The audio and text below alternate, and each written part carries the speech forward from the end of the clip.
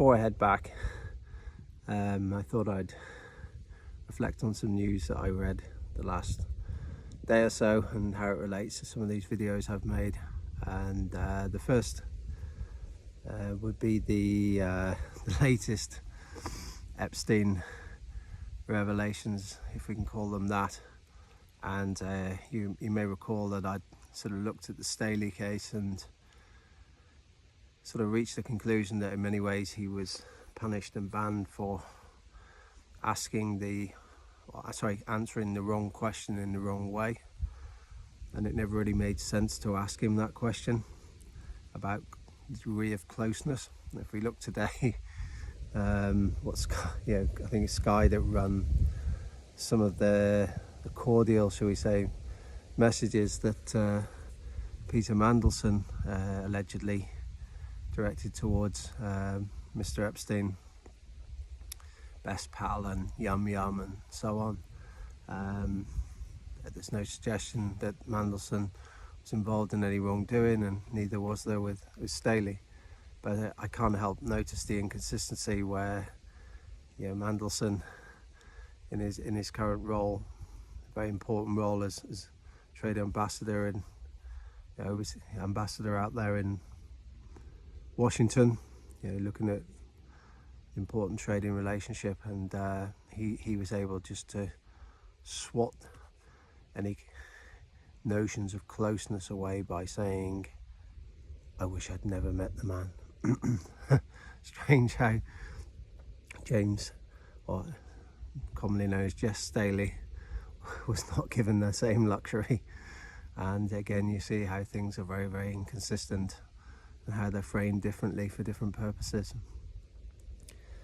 The next one I'm going to draw to your attention is the Trump second state visit, and in particular what's very closely those that accompany him.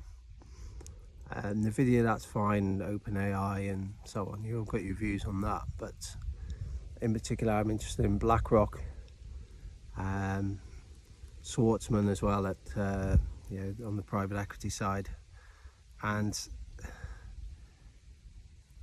this, I think, will be very significant in terms of what I've discussed on the some of the more dubious sides of private assets. Now, let's put aside the coalition of the Wallies and their desire to put troops into Ukraine to try to bring the United States further into it, and to put Putin in a very, very difficult position, because what effectively they want to do is put Putin in a position where he'd have to go back to his own people and say, look, we've had to do this settlement, whereas I said we went to war to push back against NATO encroachment and so on and so forth, and risk to our national security. Now we've got foreign troops even closer now. So it's being done to bring the United States further into it, and also to create a situation that would be hugely embarrassing for Putin, and they would hope that would destabilise Putin and so on. But let's put aside that for now. But from the basic Trump perspective, he would like just a conclusion to the Ukraine. He would like to claw back some of the money that's been pumped into the Ukraine, lost in the Ukraine, whatever you want to say. And so he wants to arrange some territory ceding and so on, and have some security guarantees, but wouldn't necessarily involve troops. But the Europeans, led by the UK and France, want the troops for the reasons I've just explained.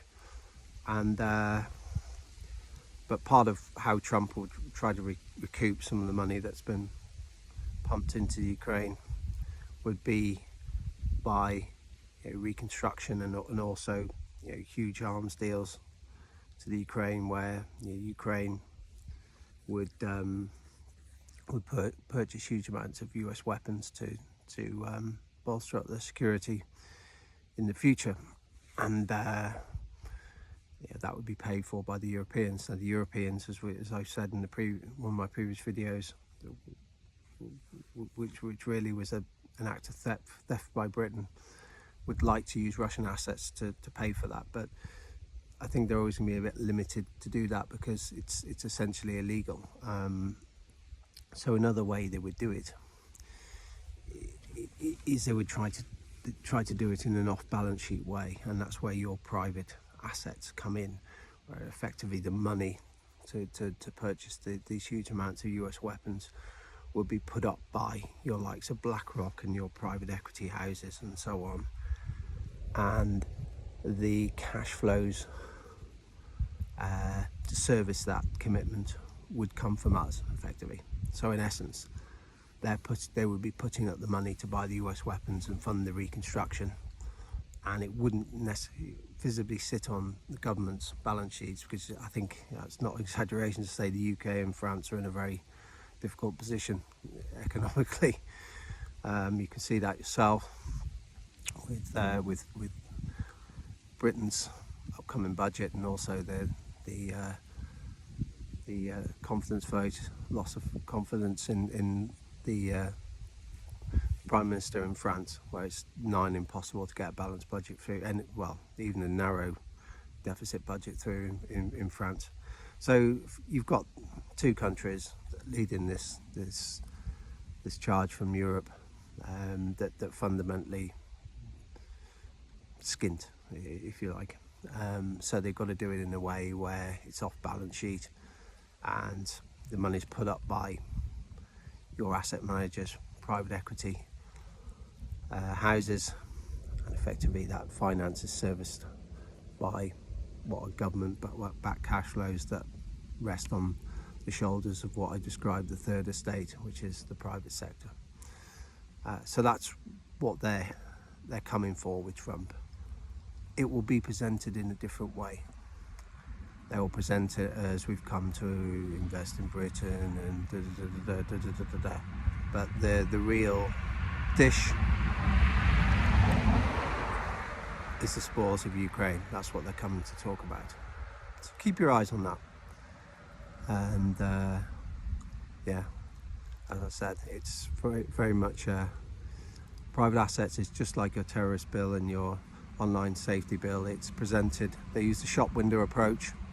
It's got a large lorry coming now, so I might get drowned out a bit.